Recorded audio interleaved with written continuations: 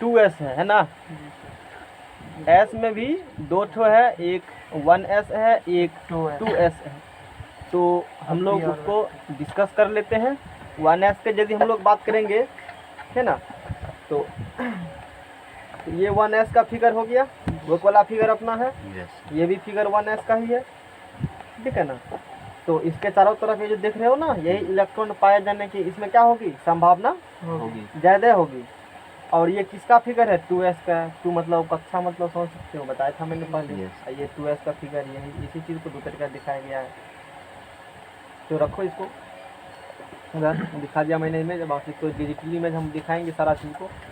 तो आज हम लोग को 2-3 चीज़ ही जानना है टॉपिक बारे में। ये टॉपिक सब जो जेईई मेन सब का तैयारी करेगा, जो बीएससी ऑनर्स करेगा फिजिक्स मान लो, अगर स्पेशल पेपर से डिटेल अध्ययन वहाँ क्या जाता है, यहाँ जितना है जानकारी उतना ही देंगे हम, ताकि सारे टॉपिक को हम लोग कवर कर पाए। शेप ऑफ एस हम लोग कल पढ़ चुके थे, है ना। तो उसका स्फेरिकल शेप था और डायरेक्शन ही होती है, बस इतना वही ध्यान रखना है। Shape of P orbital second stage में हम लोग देखने वाले हैं। शेप्स ऑफ पी ऑर्बिटल्स का शेप क्या होती है ना। यह डमरू के आकार का होता है। शेप ऑफ पी ऑर्बिटल जो है डमरू किसके आकार का होता है, डमरू के आकार का होता है। यह डम शेप्ड होता है। ए नंबर में यह डम शेप्ड इमेज ही बना के हम दिखाएंगे। मतलब डमरू, लाइट बढ़ाओ उसका, डम शेप्ड होती है और ये डमरू के आकार के होती है ना। उसके बाद यह डायरेक्शनल होता है, इसमें दिशा होती है। यह डायरेक्शनल होती है, इसमें क्या होती है, एस में दिशा नहीं होती है। उसके बाद इसका झुकाव जो है 3 रूपों में होगा। एक्स एक्सिस की तरफ होगा तो पी एक्स बोलेंगे, वाई एक्सिस क्योंकि पी पढ़ रहे हो ना, एक्स एक्सिस की तरफ झुकाव होगा, झुका रहेगा तो पी एक्स बोलेंगे, वाई एक्सिस की तरफ रहेगा तो पी वाई बोलेंगे, और जेड एक्सिस की तरफ रहेगा तो पी जेड। इससे निरूपित किया जाता है। यदि हम लोग एक्स एक्सिस की तरफ जिसका झुका होगा उसका बात करेंगे, तो अब मान लो किसी बॉडी में 3 एक्सिस होती है। जैसे हम लोग बात करेंगे यहाँ पर, ये हुआ है ना, ये अपना एक्स एक्सिस, ये अपना वाई एक्सिस, तीसरा एक्सिस भी होगा, उसे कहेंगे हम लोग जेड। ये है जेड एक्सिस, ये क्या है, तीनों देखो 90 डिग्री 90 डिग्री 90 डिग्री बना रहे एक दूसरे से। तो 3 दिशा होती है किसी भी चीज़ में। जैसे घर का कोना का बात करो तो ये वाला हो गया, एक दीवार हो गया एक्स एक्सिस मान लो किसी को, दूसरा दीवार का मान लो और फर्श को मान लो जेड एक्सिस। तीनों दूसरे पर क्या है, परपेंडिकुलर है ना। तो वही बात है, मैंने पहले भी डिस्कस किया था इसको, 3D के बारे में जानकारी डिटेल से मैंने दे चुका हूँ, इसी कारण से क्योंकि बार बार यूज जाते हैं। तो ये एक्स हो गया, ये वाई हो गया, जेड हो गया। तो कॉपी कलम पर ऐसे नहीं दिखा सकते हो ना। देखो कॉपी कलम पर किसी को तुम एक्स वाई जेड मान सकते हो, उसके लिए कोई इशू नहीं है। ये दिखा देंगे, ये कैसे खड़ा करके कॉपी कलम पर दिखाएंगे, नहीं दिखा सकते हैं ना। तो उसको इस प्रकार से हम लोग दिखाते हैं। मान लो इसको हमने वाई कहा है ना, और इसको हमने क्या कहा, एक्स कहा है। जेड एक्सिस को ऐसे या तो 2 तरीका से दिखाते हैं, ऐसे करके भी तुम दिखा सकते हो, एक्स वाई और जेड ऐसे करके दिखाओ इसको, या इसको ऐसे करके दिखाओ, बात एक ही है। बात समझा गया ना, क्योंकि खराब तो दिखा नहीं सकते हम लोग, इस प्रकार दिखाते हैं तो उसको समझना है उस तरीका से। तो मान लो यहाँ पर जो दिखाया गया है कोई सी भी दिखा सकते हो, कोई दिक्कत नहीं है, ऐसे कर दिखा जाएगा। जेड एक्सिस है, अभी तो लग रहा है इसमें तीनों 90 डिग्री नहीं, लेकिन एक्चुअली में हकीकत में तीनों क्या होते हैं 90 डिग्री पर। मैंने फिगर इस कलम की मदद से समझा दिया उस चीज़ को, है ना। अब यदि एक्स एक्सिस की तरफ झुका होगा तो एक्स एक्सिस के अनुदिश सिर्फ बनाना है, डमरू शेप सिर्फ एक्स एक्सिस के अनुदिश ही होगा, है ना। इसको इस प्रकार हम लोग घुमा के से बना लेंगे डमरू का आकार का एक्स एक्सिस की तरफ। जो लाइन जाएगी 0 से, ऐसे लाइन आएगी, ऐसे आएगी, ऐसे ऐसे, बन गया ना, यही डमरू बन गया। नहीं ये डमरू बीच में पतला सा होता है ना, ऐसे ऐसे करना, डमरू बन गया। इसीलिए कहा गया है कि पी ऑर्बिटल का शेप जो है वो डम शेप्ड है, वो डमरू का आकार की होती है पी ऑर्बिटल का शेप। तो पी ऑर्बिटल में एगो हो गया एक्स की तरफ, एगो दिखाएंगे वाई की तरफ, एगो दिखाएंगे जेड की तरफ। तीनों डायरेक्शन इसको दिखाया जाता है क्योंकि इसमें दिशा होती है। ये एक्स की तरफ हो गया तो एक्स वाला बोलेंगे। एक्चुअली में ये पी एक्स, पी वाई और पी जेड जो है एक ही साथ में होती है, तीनों एक ही साथ में होती है। एक इमेज बनाएंगे लास्ट में, समझने के लिए अलग अलग करके दिखा रहे हैं। ये एक्स एक्सिस की तरफ जब होगा तो उसको पी एक्स से निरूपित करते हैं, बस इतना ही जानना है। डब्ल्यू का कारक होता है, ऐसे निरूपित किया जाता है, बात खत्म है। वैसे तो बहुत सारा थीसिस इस पर काम होती है ना, बहुत सारा साइंटिस्ट सबका थीसिस है, हम लोग को नहीं जानना है इंटर लेवल में। ये अपना एक्स है, ये अपना वाई है, ये अपना जेड है। मान लो वाई की तरफ दिखाना है तो वाई की तरफ सिर्फ होगा ये डमरू शेप, इसकी तरफ होगा सिर्फ वाई की तरफ सिर्फ डमरू शेप होगा। वाई की तरफ मैंने बना दिया तो ये हो गया, ये हो गया यहाँ से पी एक्स सफिक्स में है, पी वाई सफिक्स में है ना। और फिर हम लोग बात करेंगे जेड वाला की बात करेंगे, तो जेड वाला का कुछ इस तरीक़ा से इमेज बनती है ना। ये एक्स हो गया, ये वाई हो गया और ये हो गया जेड। जेड वाला का हम लोग बात करेंगे तो जेड एक्सिस की तरफ होगा ना, जेड एक्सिस की तरफ होगा। कुछ इस प्रकार से इमेज बनती है ना। तो डम शेप का है तो हम लोग कह देंगे डी जेड कर देंगे। यदि इसका 3D हम लोग बात करेंगे तो 3D में तो भेजा हूँ इसमें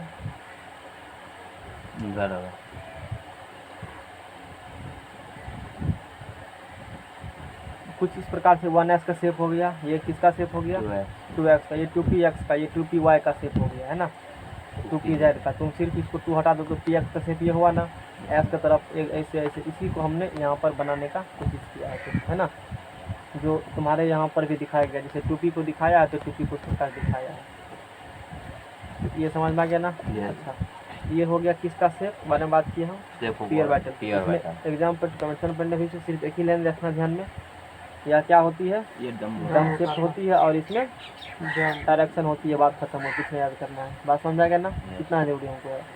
इसके बाद करेंगे हम लोग शेप ऑफ डी ऑर्बिटल के बारे में, ये बहुत हाई लेवल हो जाती है एक्चुअली में। Shape of D orbital third step में बात करेंगे हम लोग, shape of D orbital, D orbital के शेप के बारे में हम लोग बात करेंगे। यह डबल डम शेप, जिसमें 2 डमरू होगा, पकड़ो इसको पेज को, यह डबल डम शेप होते हैं। डबल सारा चीज़ PDF में है, नोट्स वहाँ से खास बनाना है, एक लेने वाले लोग इंग्लिश करके समझ में आएगा ना। यह डबल डम शेप्ड होते हैं। इसको क्या हुआ, एक तो बुखार लगी आज हैं, यह क्या होती है, डबल डम शेप्ड होती है ना। उसके बाद इसमें भी डायरेक्शन होती है, डायरेक्शन इसमें भी होगा, डायरेक्शनल होती है। और इसमें देखो, इसमें जो होती है इसका झुकाव 5 रूपों में हो। इसका झुकाव कितने रूपों में था, 3 रूपों में था। एक्स एक्सिस की तरफ भी है, वाई की तरफ भी है और जेड की तरफ भी है। और इसका झुकाव है 5 रूपों में होगा, जिन्हें हम लोग DXY कहेंगे। डी ऑर्बिटल है ना, इसलिए DXY कहेंगे। 5 रूपों में होगा, उस 5 रूपों को देखो, DXY होती है, उसके बाद XY YZ, उसके बाद ZX या XZ ही कहेंगे, साइंटिस्ट ने यही कहे थे। तो इसका झुकाव 5 रूपों में होगा। नींद लग रहा है तुमको, नींद लग रहा है, नजर नहीं है, तुम मत बोलो नहीं लग रहा है, उसको देखना, नींद नहीं लग रहा। DXY DYZ और DXZ, पानी पिलाओ, नहीं पीना है तो पियो।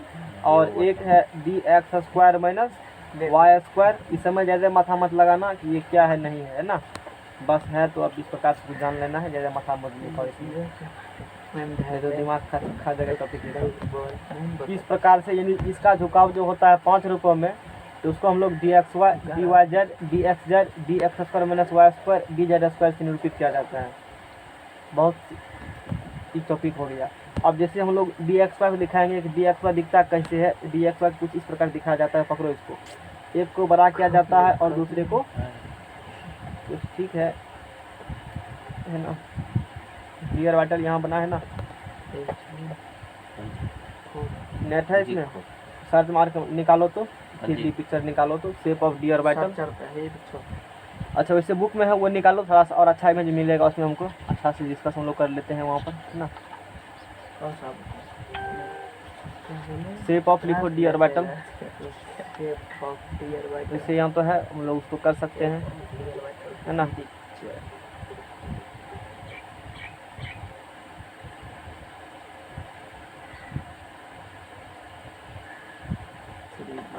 अब देखो यहाँ से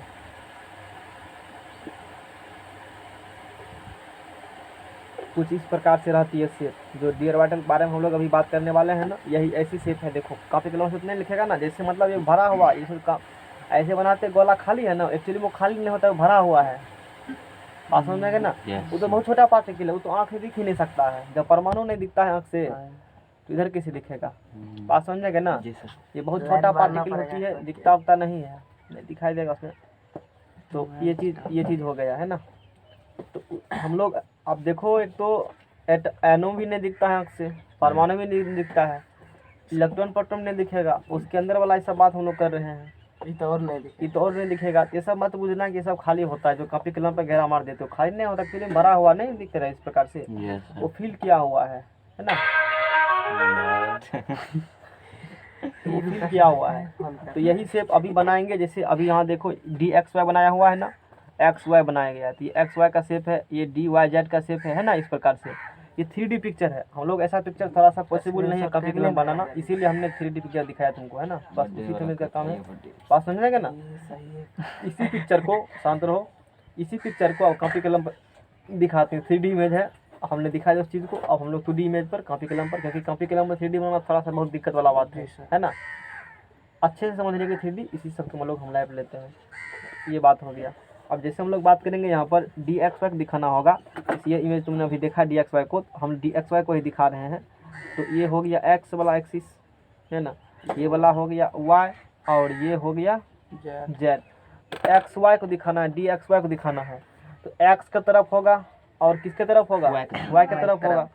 तो बनाओ इसको, एक्स का तरफ होगा और वाई का तरफ होगा, तो दोनों तरफ बराबर ही होगा अपना। तो ये वाला हो गई बात। 8 बना देना है ना भाई। क्या हो गया, डमरू हो गया।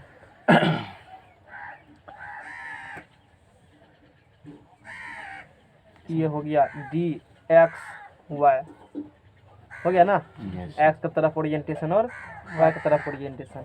एक्चुअल इमेज जो इसका है, एक्स की तरफ ओरिएंटेशन और वाई की तरफ ओरिएंटेशन, ये वाला हो गया इस इमेज में, है ना। ये हो गया एक्स की तरफ है। देखो ये एक्सिस यहाँ है, ये 3D पिक्चर एक्चुअली में। ये एक्स वाला हो गया, ये हो गया, इधर हो गया। देखो सब परपेंडिकुलर है ना आपस में। तो ये भी न्यूमेरिकल कौन, ये भी सब न्यूमेरिकल कौन बन रहा है, ठीक है। ये हो गया एक्स एक्सिस तरफ। देखो ये एक्स एक्सिस कहाँ गया, इधर यहाँ एक्स एक्सिस को टेढ़ा कर दिया। अच्छा थोड़ा सा टेढ़ा कर दिया। वाई की तरफ थोड़ा सा गड़बड़ बना है इमेज। इसको तुम समझो कि ये किसके तरफ है, एक्स तरफ। इधर किसके तरफ है, वाई के तरफ है।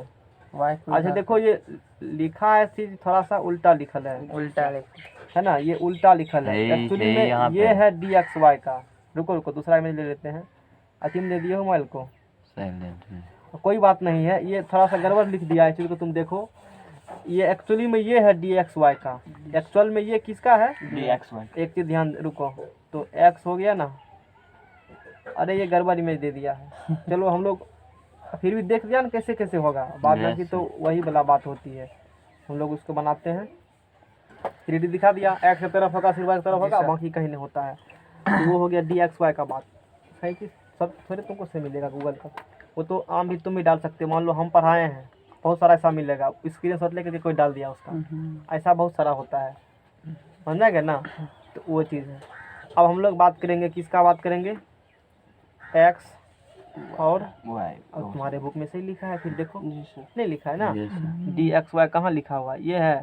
तो देखो एक्स की तरफ दिखाया है, उस प्रकार से अपना है। हम लोग इस प्रकार दिखाते हैं। ये अब देखो, अब 3D पिक्चर थोड़ा दिखाना दिक्कत है, तुम इस प्रकार समझो। तो अब बात करेंगे हम लोग, ये एक्स हो गया और ये वाई हो गया, ये क्या हो गया, जेड हो गया। तो एक्स और वाई जेड दिखाना चाहते हैं, तो वाई की तरफ होगा, किसी तरफ होगा, जेड की तरफ होगा। तो वाई की तरफ होगा तो ओरिएंटेशन इसका इस प्रकार से देखो, वाई की तरफ दिखा दिया। अब किसके तरफ होगा, जेड की तरफ होगा। तो कुछ इस प्रकार से दिखा दो, जेड की तरफ हो गया ना। पेज लाओ नहीं यार, ये किसका हो गया, डी वाई जेड का हो गया। अब इसी प्रकार से एक्स जेड का दिखाएंगे, एक्स की तरफ होगा और जेड की तरफ होगा ना। पेज लाओ,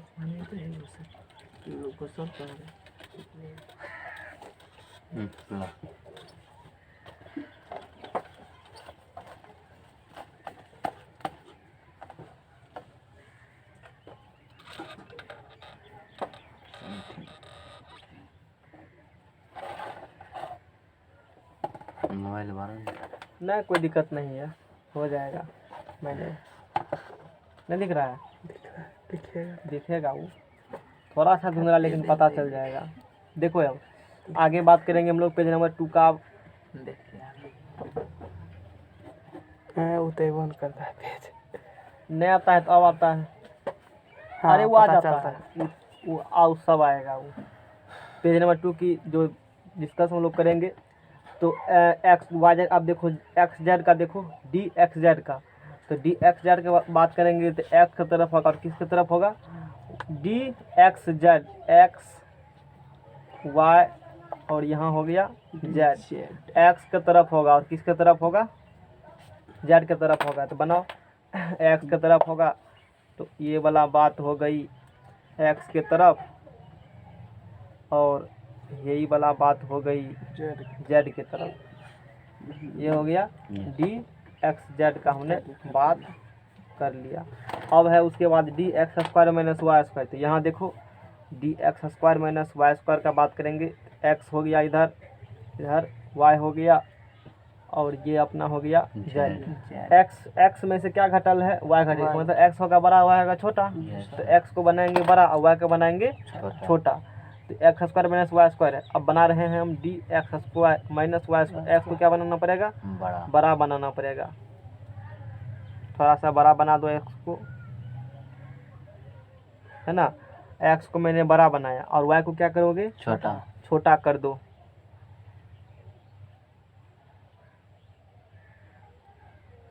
ये वाई को मैंने बना दिया, इसका शेप हो गया। अब इसी प्रकार से हम बनाएंगे डी जेड स्क्वायर का बनाएंगे, है ना।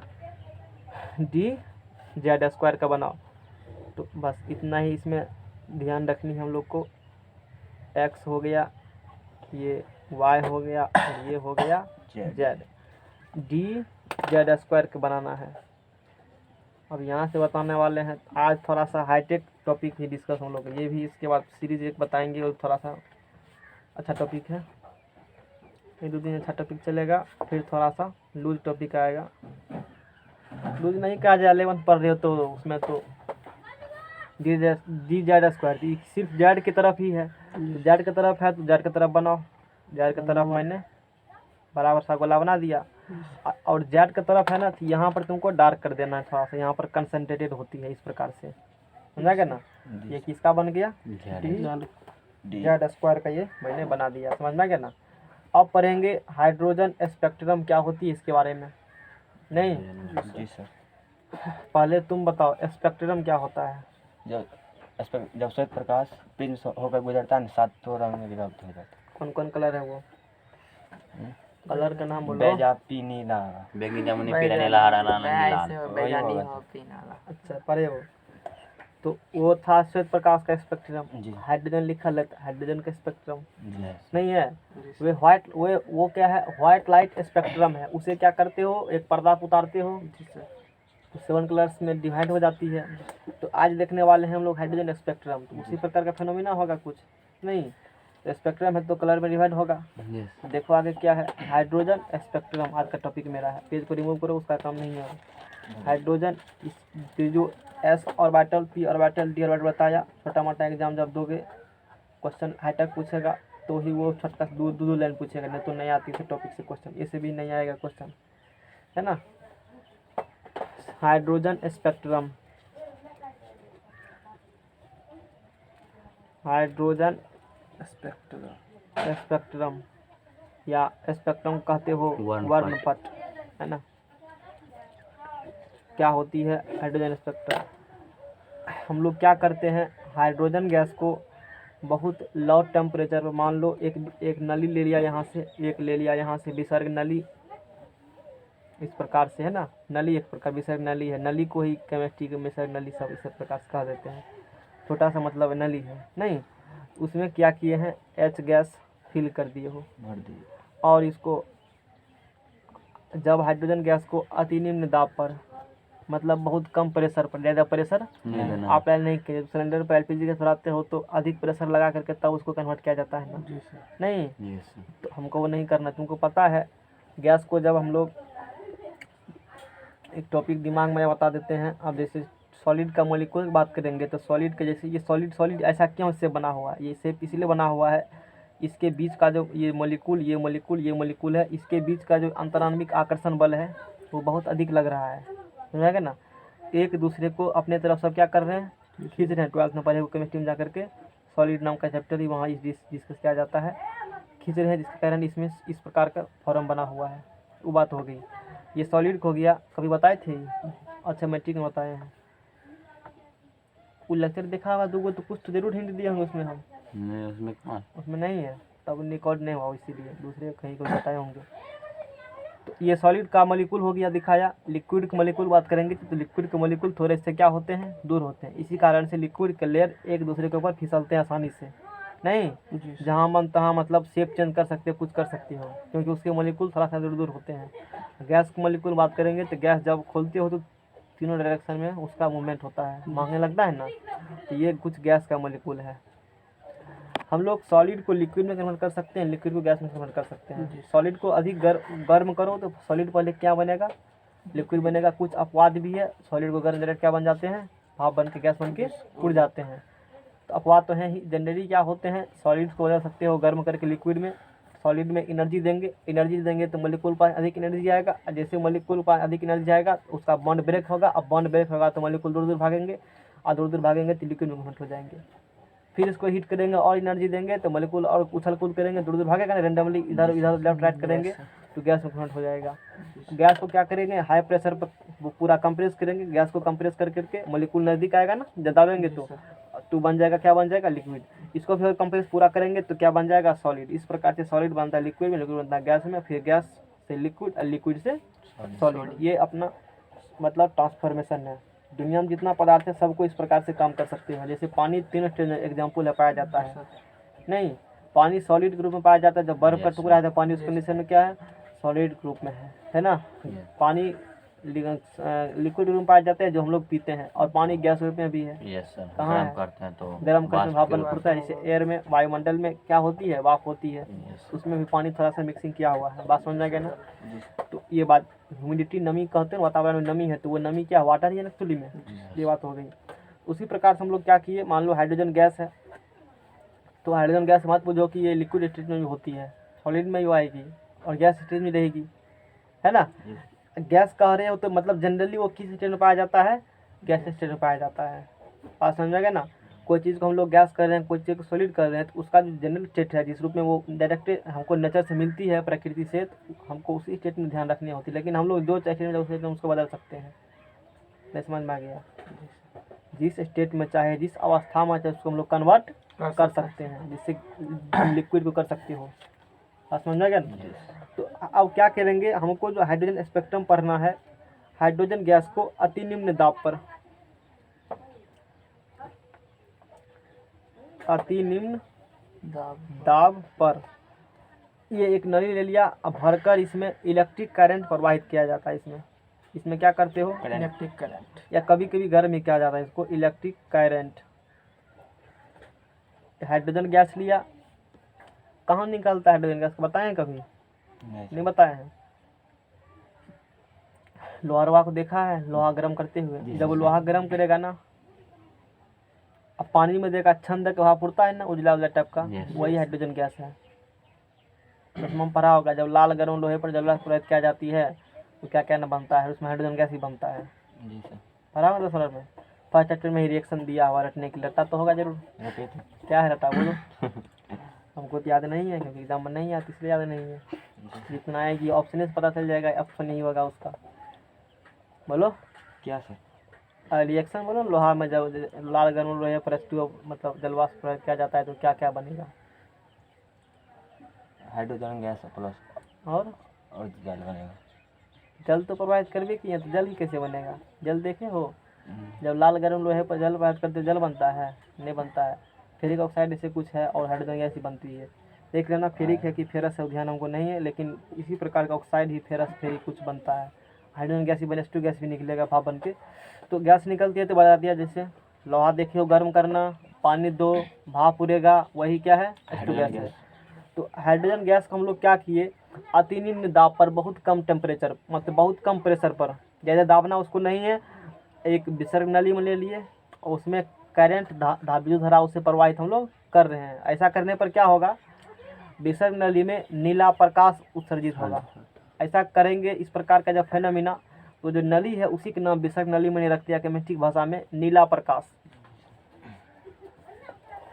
कौन प्रकाश? नीला प्रकाश इससे विसर्ग नली से दिखेगा तुमको, है ना।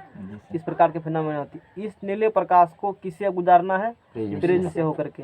ये जो प्रिज्म तुम पढ़े हो ना, जी सर, एक्चुअली में ये कौन इमेज, फ्रंट व्यू है टॉप व्यू है ये बनाया हुआ, कौन व्यू है फिगर का बनाया हुआ? क्या एक्चुअली फिगर इमेज का प्रिज्म का फिगर यही है? नहीं नहीं सर, सर। तब फिर देखा हो प्रिज्म कभी? जी सर, कहाँ देखा है? बुक में। बुक में तो 2D इमेज बनाया हुआ है। जी सर। मारो सर, तू कल बता देते हैं। मारो सर, मारो। रिसर्चर हमको पता है तुमको कहाँ कहाँ कमजोरी है। नहीं, उस चीज़ को दूर कर देंगे। वैसे ये हमको मेरा टॉपिक नहीं बताने का, थोड़ा सा हिंट दे देते, ज़्यादा हिंट देंगे भी नहीं।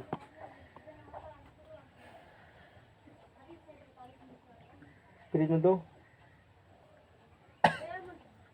तो प्रिज्म से जब गुजारते हैं ना, वो जो नीला प्रकाश निकल रहा है उस विसर्ग नली से, तो उसको क्या करते हैं हम लोग, है ना। तो उसको, यही प्रिज्म है जो तुम बनाए हो ना 3D पिक्चर, यही क्या है? प्रिज्म है। इसमें 3 सतह है, एगो सतह ई वाला हो गया, एगो इधर है, एगो नीचा में है। ये त्रिभुज टाइप से है। त्रिभुज तुमको सिर्फ इसी त्रिभुज का इधर से है ना, इसी का फिगर मतलब बना करके बताया जाता है। एक्चुअली में ये प्रिज्म है। जी सर। बात समझ में आ गया ना? जी सर। जिसे हम लोग ट्रायंगुलर प्रिज्म कहा जाते हैं। एक्चुअली में सीखना होगा तो टेक्निकल क्षेत्र में जाना पड़ेगा, उसके लिए वहाँ पर पढ़ाया जाता है, ये सब चीज़ बताते हैं कि प्रिज्म का एक्चुअल इमेज कैसे बनाया जाता है। तो यहाँ हम लोग क्या किए, जो टॉपिक हम लोग पढ़ रहे हैं, जो हाइड्रोजन गैस को अति निम्न दाब पर एक विसर्ग नली में लिया और उसमें विद्युत धारा इलेक्ट्रिक करंट प्रवाहित किया। ऐसा करने पर क्या देखते हैं, उसमें नीला प्रकाश उत्पन्न होती है, जनरेट होती है। इस नीला प्रकाश को प्रिज्म से होकर गुजारने पर एक स्पेक्ट्रम मिलेगा। जैसे प्रिज्म से गुजरेगा तो क्या मिलेगा? एक स्पेक्ट्रम। नीला प्रकाश को गुजारे हो किससे होकर के? प्रिज्म से होकर के। तो उसके गुजरने के बाद एक स्पेक्ट्रम मिलेगा ना। जी सर। उसी स्पेक्ट्रम को हाइड्रोजन स्पेक्ट्रम कहेंगे, क्योंकि वो बना है किससे? हाइड्रोजन गैस से ही मिलकर के उस प्रकार से कुछ हम लोग किए बना। तो वो जो स्पेक्ट्रम मिलेगा उसे क्या कहते हो? Hydrogen spectrum. बात समझ में आ गया ना? जी सर। तो ये हो गया हाइड्रोजन स्पेक्ट्रम। अब हम लोग क्या करेंगे, हाइड्रोजन स्पेक्ट्रम का एक्सप्लेनेशन उसको अच्छा समझेंगे बोर मॉडल के आधार पर। एक्सप्लेनेशन ऑफ हाइड्रोजन स्पेक्ट्रम समझ में आ गया? समझ में आया क्या है? हाँ, explanation of hydrogen spectrum on the basis of Bohr's atomic model। Apostrophe से ऐसे बोर्स एटॉमिक मॉडल, है ना। हिंदी में है बोर मॉडल के आधार पर हाइड्रोजन स्पेक्ट्रम की व्याख्या। कि बोर साहब मॉडल तो हमने पढ़ाया है, नहीं है? तो जो बोर साहब मॉडल दिए थे, उस मॉडल को ध्यान में रखते हुए उसी मॉडल के आधार पर जो अभी एक हाइड्रोजन स्पेक्ट्रम बना है फिर नीली प्रकाश को जो H2 गैस से बना है ना, प्रिज्म से गुजारने पर उसका एक्सप्लेनेशन करेंगे बोर साहब के आधार पर। लंबा चौड़ा एक्सप्लेनेशन है, कल तक चलेगा लगभग। नहीं जी सर। कई घंटा लगता है, 2-2.5 घंटा पूरा चीज़ कंप्लीट करने में। इसीलिए ध्यान सुनो, नहीं तो दिमाग का दही बन जाएगा, है ना। थोड़ा सा अच्छा टॉपिक है। बोर के हाइड्रोजन एक सरल परमाणु होता है, बहुत सिंपल परमाणु एटम है, क्योंकि उसमें केवल एक इलेक्ट्रॉन उपस्थित रहता है, बताए थे। जैसे हाइड्रोजन के बारे में बात करेंगे हम लोग, हाइड्रोजन बात करेंगे तो H11 होगा ना। जिसे इसका और नाम क्या है बोलेगा? हाइड्रोजन का और नाम क्या बताए थे? इसका सर हाँ। ड्यूटेरियम है, तुम बताओ। H1 ऊपर में 2 है। हम क्वेश्चन क्या पूछे पहले बताओ। हाइड्रोजन का नाम कौन नाम पूछे? दूसरा नाम पूछे ना। और किस चीज़ से इसको कह सकते हो, तुमको पता है? ड्यूटेरियम। तुम बताओ। तुमको पता है? ट्राइटियम। और तीसरा हो गया, होता है। तुक्का मार के लग गया तो लग गया। लग गया, लेकिन लगा तो नहीं किसी का। हाइड्रोजन के कितने समस्थानिक होते हैं? 3। तीन। कौन कौन? ड्यूटेरियम। याद नहीं। Titanium. Protium, deuterium, tritium. Protium. H11, H12, H13। Protium को P से, प्रोटियम ड्यूटेरियम को D से और ट्रिटियम को T से। मैंने इस प्रकार बताया। तो H11 जो बताया, जो मैंने हाइड्रोजन का जो पहला समस्थानिक है प्रोटियम, ड्यूटेरियम, ट्रिटियम, ये बताया, तो वही इस H11 हो गया। उसमें केवल एक ही इलेक्ट्रॉन और एक ही प्रोटॉन, उसमें न्यूट्रॉन नहीं होते हैं। न्यूटन 0। इसको बात करेंगे, इलेक्ट्रॉन कितना इसमें होगा? 1। 1। न्यूट्रॉन कितना इसमें होगा? 0। 0। अब इसका जब हम लोग स्ट्रक्चर बनाएंगे, जैसे स्ट्रक्चर मान लो इस प्रकार से न्यूक्लियस अपना है, तो बाबा न्यूक्लियस में एगो प्रोटॉन विराजमान रहेंगे, एक एगो इलेक्ट्रॉन विराजमान रहेंगे। अच्छी बात है। तो इसमें एक इलेक्ट्रॉन है, तो इसका जो बनेगा, ये जो बनेगा सेल जो बनेगा, ऑर्बिट जो बनेगा, इस ऑर्बिट में कितने इलेक्ट्रॉन रहेंगे? केवल एक इलेक्ट्रॉन रहेंगे ऑर्बिट में। इस ऑर्बिट में केवल एक इलेक्ट्रॉन इस प्रकार से है और चक्कर अपना लगाते रहेंगे। वही बात यहाँ पर लिखा हुआ है कि हाइड्रोजन एक सिंपल परमाणु है, बहुत सरल परमाणु है। मैंने हाइड्रोजन को लिया है क्योंकि सिंपल परमाणु है, इसमें केवल एक इलेक्ट्रॉन होते हैं, और जो कि पहले कक्षा के या फर्स्ट सेल में उपस्थित रहती है। फर्स्ट ऑर्बिट में पहला कक्षा के कहते हो ना, या फर्स्ट ऑर्बिट कहते हो या के सेल कहते हो, जो कि एक इलेक्ट्रॉन होती है, एक ही कक्षा इसमें होगा, जो कि फर्स्ट ऑर्बिट में एक इलेक्ट्रॉन रहते हैं। अच्छी बात है, ये हाइड्रोजन का पता हो गया। हाइड्रोजन गैस के थोड़ी सी मात्रा में एटम्स की संख्या अनगिनत होती है।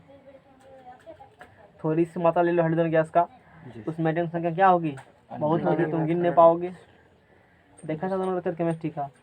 क्या देखा था, कुछ बताए थे उसमें? नमक। नमक। हाँ, नमक वाला देखा। जैसे पूरा दुनिया का लोग नमक है तो 40 लाख वर्ष लग जाएगा नमक को गिनने कितना में। नमक लिए थे उसमें? एक एक चम्मच, एक चम्मच पूरा नमक। विश्व का आदमी को 40 गिनेगा। एक जैसे एक नमक, एक परमाणु को 1 सेकंड में गिनता है। 1 चम्मच नमक लिए थे, Yes. उससे भी कम लिए थे। नहीं, एक ही चम्मच बोले एक थे। चम्मच बोले। 1 चम्मच नमक लिए थे, और क्या लिए थे? एक चम्मच नमक को पूरा विश्व का आदमी गिनेगा तो गिनेगा कैसा तो लगेगा? 40 लाख वर्ष लगेगा, समझ लो। और उतना आदमी जीता नहीं भी नहीं है। जीता भी नहीं है। 100 साल तो बहुत अरे दिया। 100 छोड़ो, 60 साल साल अगर औसत एवरेज 60 से 65 साल है। यस तो 1 चम्मच नमक ले लो। अब परमाणु गिनने के लिए बोले थे, परमाणु Yes. ही बोले होंगे, उसमें जैसे गिनो कितना परमाणु परमाणु है, तो पूरा विश्व की जितनी आबादी है सब मिल जाएगा। 7 करोड़। नहीं तो क्या साल लगेगा? 40 लाख साल तक कंटिन्यू गिनते रहेगा। नहीं है? 1 सेकंड में कितना बोले थे गिनेगा? एक गिनेगा। 1 सेकंड में वो गिनेगा, और वो 40 लाख तक लगातार गिनेगा। तो पता चलेगा कितना उसमें परमाणु है। नहीं, Yes, sir. आजकल तो क्या है मेरे पास, पेन। तुरंत गिन देंगे उसको कितना परमाणु है। टेंशन क्या लेते हो? नहीं गिन देंगे? गिन देते हैं तुरंत। तो उस प्रकार का मेरे पास फार्मूला है, साइंटिस्टों ने प्रयोग किए हैं, सब चीज़ किए हैं, और भी बहुत कुछ मिला होगा उसमें। तो इसीलिए बोले देखने के लिए, वो यहीं पर वहीं बताने की सिर्फ वहाँ मैंने बताया उस चीज़ को, फिर दोबारा क्या बर्बाद करना, तुमने देख लिया, बस हो गया। Yes. तो अब देखो यहाँ से जैसे बता रहे हैं हाइड्रोजन गैस के, उसी प्रकार से जैसे नमक को वहाँ पर एग्जाम्पल डिस्कस किए हैं, यहाँ पर हाइड्रोजन गैस की डिस्कस इसी प्रकार से। थोड़ी सी मात्रा ले लो हाइड्रोजन गैस का, तो उसमें बहुत अनगिनत परमाणु होंगे, नहीं होंगे? अनगिनत परमाणु होंगे। ये तो हाइड्रोजन एक एलिमेंट तत्व, छोटी सी मतलब एक करती मात्रा को रिप्रेजेंट करती है तत्व, तो उसमें एक इलेक्ट्रॉन अपना, एक प्रोटॉन न्यूट्रॉन नहीं है। तो हाइड्रोजन गैस के थोड़ी सी मात्रा में एटम्स की संख्या अनगिनत होती है। नहीं, तो जो पहले बताया कि जब इस गैस को अत्यधिक दाब पर विसर्ग नली में डाल करके इलेक्ट्रिक करंट प्रवाहित किया जाता है, ऐसा करेंगे तो विसर्ग नली से क्या होगा? नीला प्रकाश उत्सर्जित होता है। अब उस नीले लाइट को प्रिज्म से होकर क्या करना हमको है? गुजारना है। ऐसा करने पर स्पेक्ट्रम प्राप्त होते हैं, सब चीज़ देख चुके हैं। इलेक्ट्रिकल एनर्जी के कारण हाइड्रोजन एटम्स के इलेक्ट्रॉन कूद कर दूसरे अब देखो जैसे मैंने बताया कि सॉलिड को तुम एनर्जी दोगे, सॉलिड को क्या करोगे? गर्म करोगे, एनर्जी दोगे। तो सॉलिड क्या होती है? अधिक एनर्जी कारण लिक्विड में कन्वर्ट हो। जैसे अभी मान लो तुम साथ में बैठे हो, तुम्हारे पास रुपया नहीं, इसी प्रकार समझो, रुपया तुम्हारे पास अभी नहीं अभी तुम स्टेबल हो, कोई दिक्कत वाला बात नहीं है, कोई टेंशन मुक्त हो। जैसे तुम्हारे पास रुपया आएगा, उछल कूद करना शुरू हो जाएगा ना, नहीं तो उछल कूद करना शुरू हो जाएगा। उसी प्रकार से सेम टू सेम उसी, अब पैसा जैसे, तो अब मान लो यदि अच्छा इंसान होगा कोई व्यक्ति, इस प्रकार से किसी के पास रुपया पहले नहीं था, कम सम था, अपना काम चल रहा था, उसके पास ज़्यादा रुपया आएगा तो उसका उछल कूद करना क्या होगा, शुरू हो जाएगा। लेकिन वो चाहेगा फिर हम क्या बन जाए, बाद में पछताएगा, तो सोचेगा फिर स्टेबल हो जाए जैसे पहले थे, तो फिर आना चाहेगा अपने पहले वाला पोजीशन में। तो कुछ इसी प्रकार का एग्जांपल लेकर के अब समझेंगे हम लोग टॉपिक क्या है। जैसे अभी बात करेंगे हम लोग, इलेक्ट्रिकल एनर्जी दे रहे हो ना, इलेक्ट्रिकल करंट प्रोवाइड कर रहे हो, एक प्रकार का ऊर्जा दे रहे हो ना उसे, ऊर्जा दे रहे, एनर्जी दे रहे हो। तो इलेक्ट्रिकल एनर्जी के कारण हाइड्रोजन एटम्स के इलेक्ट्रॉन जैसे इलेक्ट्रिकल एनर्जी देंगे, तो हाइड्रोजन गैस का जो परमाणु रहेगा, उसका जो एटम रहेगा, जो कि यहाँ पर है पहला कक्षा में, अधिक एनर्जी आएगा तो कूद करके चला जाएगा, दूसरा तीसरा चौथे पाँचवें छठे कक्षा में कूद करके प्रवेश कर जाते हैं। बात समझ जाएगा ना। जो उसका ऑर्बिट में नहीं रहेगा वो अदर ऑर्बिट में क्या होगा, प्रवेश कर जाएगा। फर्स्ट ऑर्बिट में था, फर्स्ट में नहीं रहेगा, सेकंड में, थर्ड में, फोर्थ, फिफ्थ में, छठे में और सातवें में, इसी प्रकार से प्रवेश कर जाते हैं, जो कि उच्च ऊर्जा स्तर में। अब देखो, जैसे मैंने बताया कि जो न्यूक्लियस के जस्ट बगल वाला कक्षा रहेगा उसमें कम एनर्जी रहेगा। जी सर। जैसे जैसे आगे बढ़ेंगे एनर्जी लेवल क्या होगा, बढ़ते जाएगा। जो हाइड्रोजन पहले था फर्स्ट ऑर्बिट में, उसके पास कम एनर्जी था। जी सर। अब वो कूद करके इलेक्ट्रिकल एनर्जी उसको दिए हो तो सेकंड, थर्ड, फोर्थ, फिफ्थ में से सेवंथ में चले गए हैं। जी सर। और जो कि सेकंड से लेकर के सेवंथ तक और भी इसमें जाएंगे, हाई एनर्जी लेवल है। जी सर। और उसको तो आधा सब दिन रहने का है लो एनर्जी लेवल में, जी सर। इसीलिए घूर करके फिर वो क्या करेंगे, low energy high energy level से लो एनर्जी लेवल में आएंगे। तो बोर्ड साहब क्या बोले थे, कुछ बोले थे, जब इलेक्ट्रॉन हाई एनर्जी लेवल से लो एनर्जी लेवल में आते हैं तो क्या होते हैं, और लोअर हायर में जाएंगे तो होगा ना। जी सर। एग्जाम्पल लेकर बताया था। तो निम्न अवस्थाएं होते हैं अतः या निम्न ऊर्जा स्तर के वापस होते हैं वापसीकरण में।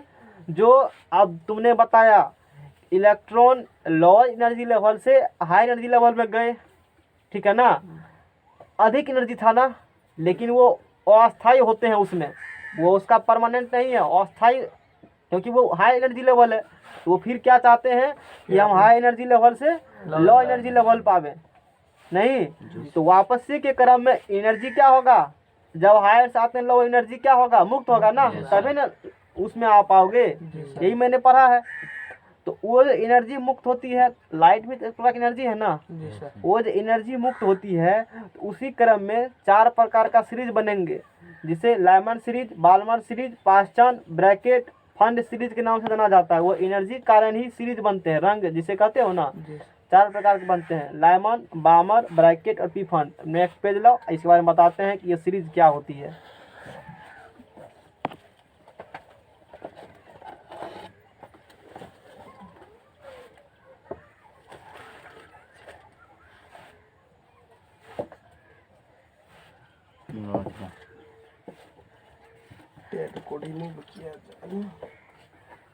है ना, आगे आप देखेंगे जल्दी लगा उसमें हैं। 39 मिनट्स का अभी बना है लेक्चर, 1 मिनट तो वैसे बातचीत उसमें ठीक है। तो जैसे मैंने खोलो उसको, इमेज खोलो, इमेज लाओ उसमें और कुछ इस चीज़ से दिखाते हैं तुमको किस प्रकार से क्या होती है ना।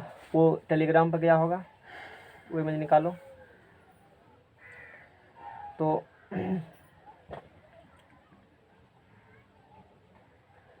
वो क्या होती है, ये इमेज जो देख रहे हो अभी मैं इसी को बताने वाला हूँ।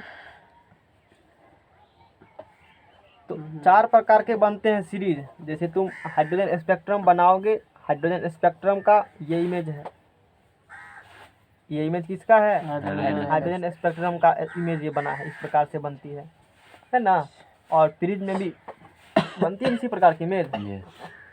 जब व्हाइट लाइट को तो प्रिज्म से होकर गुजारते हो तो विवग्वायर कहते हो, वायलेट, इंडिगो, VIB, इसी प्रकार से ग्रीन, जो भी अपना है 7 कलर में डिवाइड हो जाती है। तो यहाँ भी उसी प्रकार का फिनोमेना होती है ना। तो अपना है सब अलग अलग कलर में डिफरेंट होती है। तो वो एनर्जी है। लाइट एक प्रकार का एनर्जी है, नहीं है ना, एनर्जी ही है। तो इलेक्ट्रॉन जब हाई एनर्जी लेवल से लो एनर्जी लेवल में आते हैं तो ऊर्जा मुक्त होगी। तो वही ऊर्जा जब मुक्त होती है तो 4 गो सीरीज बनेगा, 5 गो सीरीज बनती है। अब पांचों सीरीज को बारी बारी से पढ़ो, फिर उसका इमेज भी हम लोग ड्रॉ करेंगे, है ना। तो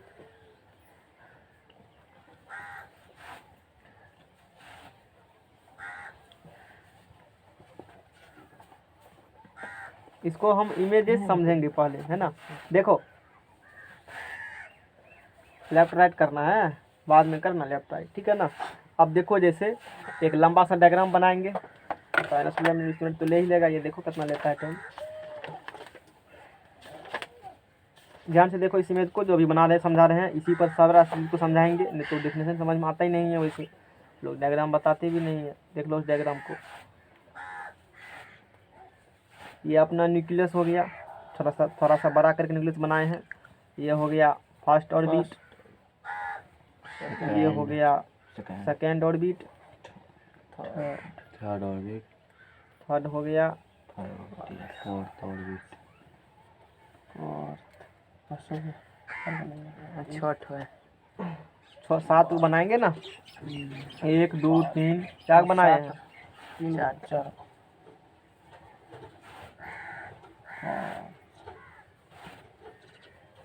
7 रंग का क्या गो बना? 5 गो 5 गो बना।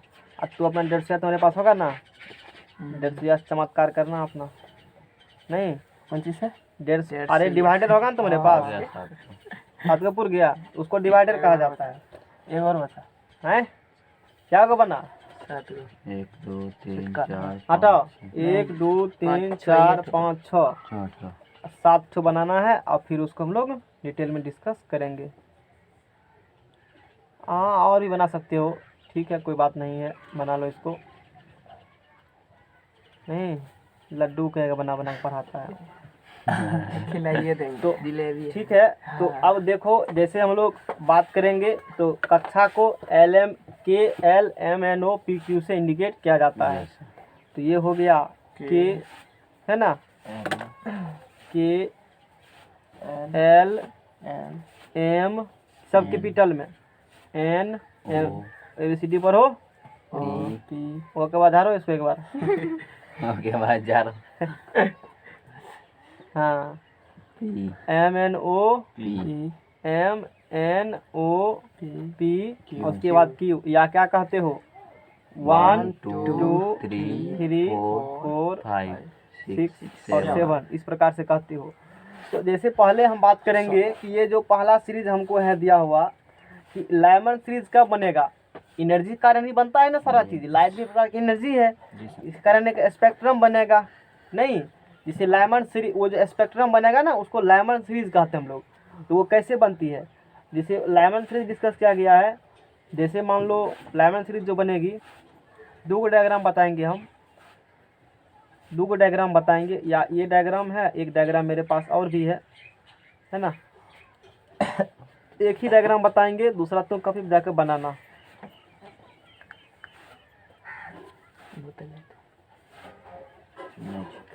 लाइमन सीरीज जब बनेगी तो 7 तक मैंने लिया, मान लो इलेक्ट्रॉन यहाँ से कूद करके मान लो यहाँ चला गया है, एक के बेर में और धीरे धीरे बहुत सारा एनर्जी है, धीरे धीरे अपना जाएगा। यहाँ गई है और फिर यहाँ से क्या होगी, मान लो बहुत दूर चली गई है। सुनो बात को, जी सर। इलेक्ट्रॉन अनंत से भी मान सकते हो, इस प्रकार से तो इन्फिनिटी से भी मान सकते हो। बहुत दूर से चली गई है और वहाँ से बहुत दूर से मान लो 7 तक माने हैं, अब बहुत दूर भी अनंत तक भी गई होगी, जहाँ भी जाना है। और अनंत तक कोई चीज़ होता नहीं है, सपोज दैट। तो यहाँ से लौट करके यदि वो फर्स्ट ऑर्बिट में गया, कहाँ गया, फर्स्ट ऑर्बिट में, फर्स्ट ऑर्बिट में गया। और यदि मान लो इलेक्ट्रॉन 6 तक ही था, कहाँ तक था, तो 6 से ही लौट करके वो चला गया 1 पर। यदि इलेक्ट्रॉन 1 से मान लो 5 में गया था, तो फिर यहाँ से लौट के कहाँ चला गया, मान लो सपोज दैट 1 पर चला गया। नहीं यदि 4 होगा तो यहाँ से लौट के कहाँ जाएगा, 1 पर। और नहीं यदि यहीं होगा तो लौट के कहाँ जाएगा 1 पर, और यहाँ होगा लौट के कहाँ जाएगा। तो ये सब कंडीशन में जो सीरीज बनती है, और तुम सीधे बनाना, तो हम तो तुमको दिखना चाहिए ना, थोड़ा हटा के बनाए हैं, तो इस प्रकार से इमेज उसको दिखाया, जैसे तुम बने हो यहाँ भी इमेज बनाए हो ना, ऐसे भी करके इमेज बनाते हैं लोग। तो यहाँ भी देखो, पहला कक्षा और 1 हो गया फर्स्ट ऑर्बिट, ये सेकंड ऑर्बिट, ये थर्ड ऑर्बिट, फोर्थ और फिफ्थ और 6 7 है ना, बहुत दूर से आकर के फर्स्ट में गिर गया, यहाँ से आकर के यहाँ पर फिर गिर गया, यहाँ से आकर के फिर यहीं पर, फिर 5 से 1 में, 4 से 1 में, 3 से 1 में, 2 से 1 में। तो इस कंडीशन में क्या बनते हैं, लाइमन सीरीज, या लाइमन सीरीज इस प्रकार से बनते हैं, जिसको बोल देंगे हम लोग लाइमन सीरीज। बदला गया सर, पेज को हटाओ यहाँ से, ये हो गया लाइमन सीरीज है ना, इलेक्ट्रॉन यहाँ से जा करके वहाँ जा रहे हैं, ये तो बात हो गई, ठीक है। और यदि सेकेंड ऑर्बिट में इलेक्ट्रॉन आएगा, है ना, यदि इलेक्ट्रॉन 7 से लौट करके, मान लो 7 से लौट करके, लाइमन के बाद सीरीज जो डिस्कस करेंगे उसके बाद होगा पास्टन सीरीज, है ना, बाल्मर सीरीज। तो यहाँ दिखा देते हैं, मान लो पास्टन कहीं भी दिखा सकते हो।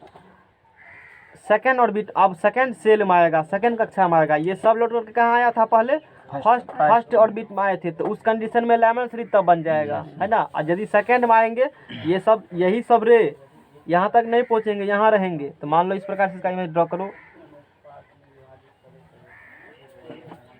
ये आई लौट करके सेकेंड पर गई, ये उसके बाद यहाँ से लौट करके सेकेंड पर गई, यहाँ लौट करके सेकेंड पर गई, यहाँ से सेकेंड पर गई, यहाँ से सेकेंड पर गई।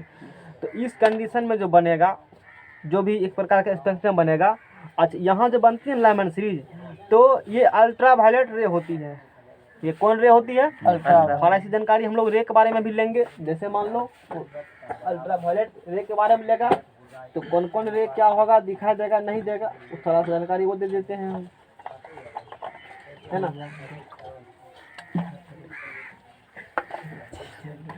मुझे ना लाइमन सीरीज है, 2 किलो है ना, 2 किलो पानी रखले लाइमन सीरीज। Lyman series. अब देखो, जैसे एक डायग्राम मेरे पास यहाँ पर है, उसमें तो यूट्यूब पे दिखाई नहीं देगा, तो सारा चीज़ वहाँ से हम लोग नहीं कर सकते हैं।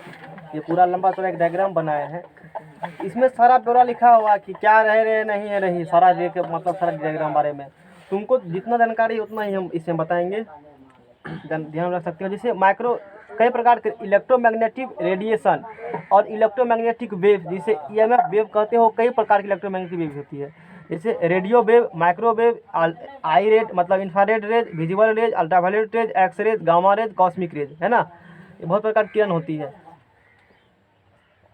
तो इसमें से जो होती है, केवल हमको विजिबल रेज जो होती है सिर्फ वही तो दिखाई देती है ना, this are only visible electromagnetic rays. तो ये जो भी 8 को रेज है, इसमें तुमको केवल एक ही रे दिखाई देती है, जिसका नाम क्या है, विजिबल अल्ट्रा वायलेट रे। अभी बोले हैं, तो अल्ट्रा वायलेट रे का ये सब वेवलेंथ हो गई, डिस्कस करेंगे।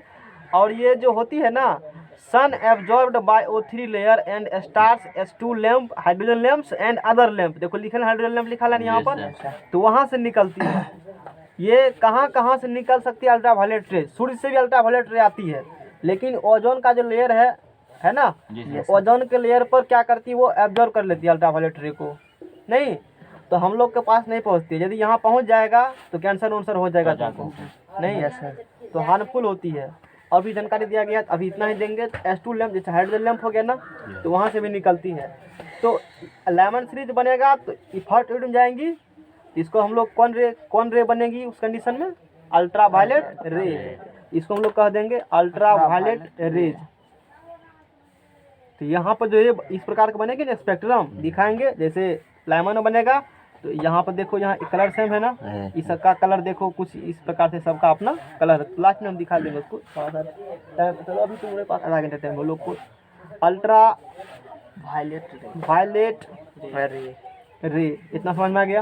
अच्छा, ये जो रे हुई, तो इसके बारे में जो जानकारी मैंने दिया, ये हो गया तुम्हारा पास्टन सीरीज हो गया, है ना। अच्छा, लेमन बताया, लेमन के बाद N2 से आएगा 3 4 5 6 so on हाँ 11 के बाद है बालमर 11 के बाद है बालमर सीरीज। ठीक है, तो ये हो गया यहाँ से बालमर सीरीज। ये सब थोड़ा हाईटेक है अपना हो गया, ठीक है, कोई दिक्कत नहीं है। बालमर सीरीज ये जो इस प्रकार से ना लाइन सब इसी क्या कहते हो, बालमर सीरीज कहते हो। और यहाँ पर जो बनती है क्या कौन रे बनेगी, यहाँ पर नहीं बताया गया है, बताया गया होगा है ना। वैसे तो लास्ट में बताएंगे। बामर सीरीज है तो यहाँ पर इसी को जो बामर सीरीज है सेकंड ऑर्बिट में आकर बामर सीरीज का जो सब 7वीं कक्षा से 6ठी से 5वीं से 4थी से तीसरी से सब मिलकर कहाँ आया है, सब रेज दूसरी मान लो इमिट हुई है। इलेक्ट्रॉन यहाँ से मूवमेंट होकर के कहाँ आई है, दूसरी ऑर्बिट पर आई है। तो इलेक्ट्रॉन यहाँ से उछल कूद करके यहाँ आएगा, तेरे एक एनर्जी लॉस करेगा ना, ऊर्जा क्या करती है, उत्सर्जित करती है। जब इलेक्ट्रॉन हायर एनर्जी लेवल से कहाँ जाती है, लोअर एनर्जी लेवल, ऊर्जा क्या होती है, मुक्त होती है। वही ऊर्जा जब एक पर आएगा फर्स्ट ऑर्बिट में आएगा तो लेमन सीरीज बनेगा और उसको अल्ट्रावायलेट रे वहाँ पर कहेंगे। और जब वही सेकंड ऑर्बिट में आएगा इलेक्ट्रॉन मूवमेंट करके तो उसको हम लोग बालमर सीरीज कहेंगे। और वहाँ पर विजिबल रे तुमको आँख से दिखाई देगा। बालमर सीरीज में यहाँ बनेगी विजिबल रेज, है ना, यहाँ पर बनेगी विजिबल रेज। इतना बात समझ में आ गया ना। दृश्य प्रकाश है जो दिखाई देगा, वेवलेंथ सभी डिस्कस करेंगे बाद में। इतना बात समझ में आ गया ना। अच्छा, तो बामर सीरीज के बाद है पास्टन सीरीज, है ना। तो पास्टन सीरीज क्या होगा, अब मान लो इलेक्ट्रॉन हो सकता है कि फर्स्ट पर यहाँ फर्स्ट पर आया है, हो सकता है फर्स्ट पे नहीं आया होगा, हो सकता है सेकंड पर आया होगा, हो सकता है सेकंड पे नहीं आया होगा, थर्ड पर आया होगा, हो सकता है ना। जैसे एनर्जी लॉस नहीं करेगा वो तो वहाँ तक पहुँच ही नहीं पाएगा। तो यहाँ पर आएगा तो अब हम लोग देखेंगे कौन देखेंगे, पास्टन सीरीज देखेंगे। तो सब आकर कहाँ जाएगी, थर्ड पर जाएगी, है ना। लाइमन बामर, अब बामर के बाद पास्टन बताओ। तो अब थर्ड पर आएगी तो थर्ड कहाँ हो गया, फर्स्ट सेकंड, ये हो गया थर्ड। तो यहाँ पर देखो आ रही है फर्स्ट सेकंड थर्ड, यहाँ पर आई नहीं, ये भी यहाँ पर आई, इस कक्षा से भी यहाँ आई और इससे भी यहाँ आई। तो इस कंडीशन में जो बनेगी उसको क्या कहते हो, लाइमन बामर और उसके बाद पास्टन सीरीज। और ये जो पास्टन सीरीज होती है ये इंफ्रारेड लाइट होती है। ये क्या होती है, इंफ्रारेड लाइट हो गई। तो इंफ्रारेड के बारे में जानकारी यहाँ दिया हुआ है, IR रेज। तो IR रेज है यहाँ पर है, इसका वेवलेंथ सब है हार्मफुल इनविजिबल रेज है, हार्मलेस है, मतलब ये खराबी नहीं करेगा लेकिन आँख को दिखाई, emitted by all light source. जितना भी लाइट सोर्स है ना सबसे इंफ्रारेड रेज निकलती है। जैसे ये लाइट है ना बल्ब जल रहा है, इसमें भी इंफ्रारेड लाइट होगी, सूर्य भगवान में भी इंफ्रारेड लाइट होगी। जितना भी लाइट सोर्स है सारा के सारा लाइट सोर्स से मतलब क्या निकलती है, इंफ्रारेड लाइट। इसी कारण गर्मी लगता है तुमको। इंफ्रारेड लाइट के कारण ही इसे तुम महसूस कर सकते हो, इसके कारण क्या होती है, शरीर को गर्मी महसूस होती है, यही रेज होगा इंफ्रारेड। बात समझ में आ गया ना। तो सब लाइट सोर्स से निकल, इसी कारण को गर्मी महसूस समझ सकते हो, इसे IR निकल रही है। इतना समझ में आ गया ना। अब आगे बात करेंगे किसके बारे में, ब्रैकेट सीरीज के बारे में आगे हम डिस्कस करेंगे कि ये ब्रैकेट सीरीज क्या होती है। तो अब ब्रैकेट सीरीज जब बात करेंगे तो अब किस में आएगा, फर्स्ट सेकंड थर्ड, इसमें किस में आएगा, फोर्थ में आएगा, है ना। First second third fourth. मान लो यहाँ से कूद करके फर्स्ट, अब इसमें आएगी, इसमें आई, ओहो डरवा दिए, यहाँ आएगी, यहाँ से आई, फिर यहाँ से आई, फिर कहाँ जाएंगी, यहाँ जाएंगी। इसको क्या बोलेंगे बताओ, पास्टन बोल दिया ना। तो ब्रैकेट सीरीज। यदि इलेक्ट्रॉन यहाँ से कूद करके यहाँ आएगा, इस ऑर्बिट में आएगा, तो उस कंडीशन में जो बनेगा इस प्रकार का पैटर्न बनेगा ना। कैसा बनेगा पैटर्न, कैसा बनेगा पैटर्न, तो है ऐसा बनेगा पैटर्न, ऐसा बनेगा पैटर्न। देख सकते हो ना, यही पैटर्न बनती है। बात समझ आएगा ना, यही पैटर्न बनती। आज तो उतना नहीं हो पाएगा जिसको जहाँ तक बोले ना कई घंटा लगता है बताने में, बहुत लंबा थ्रेड है अपना है ये टॉपिक। इस कंडीशन में ब्रैकेट सीरीज बनेगी, ब्रैकेट सीरीज बनेगी। और ब्रैकेट सीरीज होती है, ये भी इंफ्रारेड लाइट ही है, ये भी IR लाइट ही है। और भी बारे में बताएंगे, उस पर हम जब जाएंगे। अब कौन हो क्लास में, पिफन सीरीज। अब चौथा में आया है ना, अब कहाँ आएगा, यहाँ पर, यहाँ पर। इसको क्या बोलोगे, पिफन सीरीज, है ना। SERI पेज को कम धर सकते हो नहीं, वहाँ पर बोलना पड़ेगा उसके लिए हमको। देखने को कलम नहीं चल रहा है, काटो इसको फिर से लिखो। इसीलिए तो फाड़े पेज, अगले बार से याद रहेगा ना। नहीं याद रहेगा, वैसे याद नहीं रहेगा। ये बात हो गई। और ये भी इंफ्रारेड रे ही होती है। इतना बात समझ में आ गया सबको। अब थोड़ी सी डिफिनेशन हम लोग चर्चा कर लेते हैं, नहीं फिर कल उसके बाद देखेंगे हम लोग।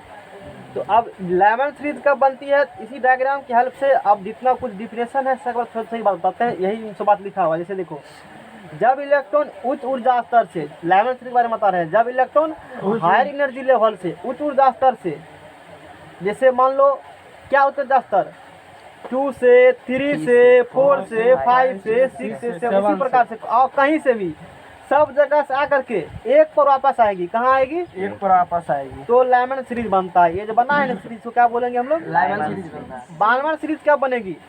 जब इलेक्ट्रॉन उच्च ऊर्जा स्तर से, मतलब जैसे 3 से 4 से 5 से, देखो ना बालमर सीरीज जब इलेक्ट्रॉन उच्च ऊर्जा स्तर से 3 से 4 से 5 6 6 से 7 से और भी सब जगह से आकर कहाँ आएगी? 2 पर आएगी। तो उस कंडीशन में क्या बनती है? बालमर सीरीज बनती है। पास्टन सीरीज है, जब इलेक्ट्रॉन उच्च ऊर्जा स्तर से हाई एनर्जी लेवल से, मतलब ये 3 पर लौटेगी। कहाँ लौटेगी? 3 पर। कहाँ कहाँ लौटेगी? 4 से 5 से 6 से 7 से हो इसी प्रकार से कहाँ आकर लौटेगी? 3 पर। तो कौन बनेगी? Paschen series. और इंफ्रारेड लाइट होती है, इसके बाद सब इंफ्रारेड ही है। अब बात करेंगे ब्रैकेट सीरीज का। जब इलेक्ट्रॉन 5 से, जैसे मान लो ये है ना अपना 5 है, तो ये देखो 5 है, तो 5 से 6 से 7 से और से सब जगह से आकर कहाँ लौटेगी? 4 पर। उस कंडीशन में कौन सीरीज बनेगी? Brackett series. बाद पीफॉन सीरीज, जब इलेक्ट्रॉन 6 से या 7 से आकर कहाँ लौटेगी? बताओ? 5 पर। उस कंडीशन में क्या बनेगी? ये हमने इसके बारे में जानकारी दे दिया जानकारी। अब ये लिखेंगे नहीं, ये चीज़ एंड चीज लिखा हुआ है, सारा चीज़ लिखेंगे बताएंगे, है ना। कुछ तो खुद से करनी पड़ेगी। अब देखो जैसे यहाँ बताया गया है, नेम ऑफ स्पेक्ट्रल सीरीज सबका लिखल है, लेमन बामर पास्टन ब्रैकेट पीफॉन लिखा है ना। उसके बाद लोअर एनर्जी लेवल 1 से 2 से 3 से 4 से इस पर आएगी। कहाँ से आएगी? तो यहाँ से आएगी, यहाँ से आएगी, यहाँ से यहाँ से यहाँ से यहाँ आएगी। कौन रेज उस समय किस प्रकार का मतलब लाइट इमिट होती है? अल्ट्रावायलेट लिखा है सब बात। इसका वेवलेंथ लिखल है, इसका वेवलेंथ होगा 4000 एंगस्ट्रॉम से कम, इसका वेवलेंथ होगा इस प्रकार से, सबका ये लिखल है। यही बात, ऐसे का मतलब क्या होता है? यही चीज़ वही होगा। वेवलेंथ का मतलब क्या होगा? डिटेल में चर्चा करेंगे फिजिक्स में। एक वेव की लेंथ को क्या कहते हो? जैसे साइन एक्स का ग्राफ तुम पढ़े हो ना, थोड़ा सा हेल्प लेते हैं। जैसे साइन थीटा ग्राफ मैंने बताया है, ऐसे बनती है थीटा ग्राफ। एक चक्कर मारी है ना पूरा, तो वेव भी चलती है, तरंग भी चलती है इसी प्रकार, लाइट भी चलती है एक्चुअली में इसी प्रकार से। सूर्य का प्रकाश इसी प्रकार चलती है। मैट्रिक में पढ़ाया जाता है, सरल रेखा चलती है, वो तो एक्चुअली गलत ही है, वैसे ही पढ़ाया जाना चाहिए। तो अपना सिलेबस वो है, वही वहाँ पर डिस्कस करते हैं। एक्चुअल में वेव इस प्रकार से चलती है। इस प्रकार से वेव चलेगी, तो एक वेव का यहाँ चक्कर शुरू किया, यहाँ से आकर के कहाँ तक गई वेव? यहाँ तक गई, एक पूरा हो गया ना। तो इसी के लंबाई को कहते हो, क्या कहते हो? वेव लेंथ कहते हो। तो यही जो वेव लेंथ है, और 1 एंगस्ट्रॉम बराबर होता है 10⁻⁻10 मीटर। तो 4000 गुना 10⁻, 1 2 3 4 और गुना 6 कट गया, तो 0.1 2 3 4 5 4 इतना मीटर होगा। 4000 एंगस्ट्रॉम मतलब क्या हो गया? इतना मीटर। तो ये हो गया लेमन सीरीज का वेवलेंथ। इसी प्रकार से बामर का ये हो गया, मतलब विजिबल लाइट का सबका इसका लिखा है वेवलेंथ। इसी प्रकार सबका वेवलेंथ लिखा हुआ। कल से कुछ और भी जानकारी हम लोग देंगे। बात समझ आ गया इतना? चलो आज से क्लास यहीं भी करते हैं, कल मिलेंगे। नहीं थोड़ा सा जानकारी और ले लो। जैसे मान लो जानकारी है, काम और लिखाएंगे उखाएंगे नहीं। जैसे माइक्रोवेव्स है ना, ये जैसे रेडियो वेव कहाँ कहाँ निकल देगा? रेडियो कम्युनिकेशन से, रेडियो से बात करोगे उस समय रेडियो वेव निकलती है।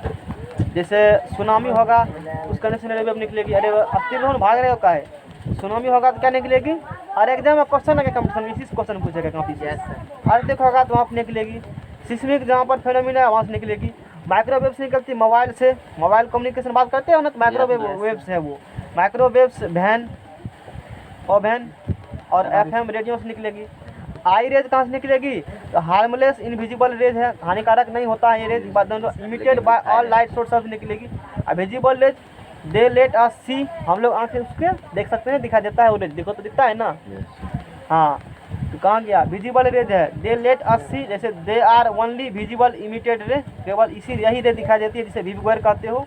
नहीं, यूवी रेज है, उसका वेवलेंथ ये हो गया 10 एंगस्ट्रॉम से लेकर के 35 एंगस्ट्रॉम तक है, हार्मफुल होती है। सन एब्जॉर्ब बाय O3 लेयर, सन से निकल, लेकिन सन शुरू से निकलेगी, लेकिन O3 लेयर ओजोन लेयर उसको क्या करती है, एब्जॉर्ब कर लेती है। एंड स्टार से भी निकलती है, हाइड्रोजन लैंप से निकलेगी, अदर लैंप से भी निकलती है। एक्सरे की बात करेंगे तो बहुत अधिक हार्मफुल होगा, ऐसे अधिक हार्मफुल होगा एक्सरेज ट्यूब से निकलेगी, एक्सरे करने में यही निकलता है, सन से निकलेगा, और सन से निकलने के बाद क्या होती है, देख किल WCB पढ़े होगे ना, WBC क्या होती है, उसको किल कर देती है। वाइट ब्लड सेल होती है, WBC बायोलॉजी में पढ़ा होगा, उसको क्या करेगी, किल कर देगी। गामा रे के बारे में बात करेंगे, इसका वेवलेंथ हो गया, बहुत अधिक हार्मफुल है, एक्सरे से भी नहीं है। कॉजेज इमीडिएट डेथ, तुरंत आदमी मर जाएगा। यदि गामा रेज आदमी को छू कर आर पार हो गया तो तुरंत क्या होगा, आदमी का डेथ हो जाएगा। और न्यूक्लियर बम जो बनाते हो ना बम, उसमें गामा रेज का ही मतलब उस प्रकार से इमिटेड होती है, इसी कारण बम फटता आदमी क्या होती है, उसका डेथ हो जाता है। कॉस्मिक रेज के बारे में बात करेंगे, इन द कोर ऑफ सन, जैसे ये मान लो सन है, तो सन का जो कोर किनारा है वहाँ से कॉस्मिक रेज निकलती है ना, और उसका टेम्परेचर 10 के पावर 8 डिग्री सेल्सियस है, कोर का टेम्परेचर, किनारा टेम्परेचर। चलो जाओ, कल पढ़ेंगे।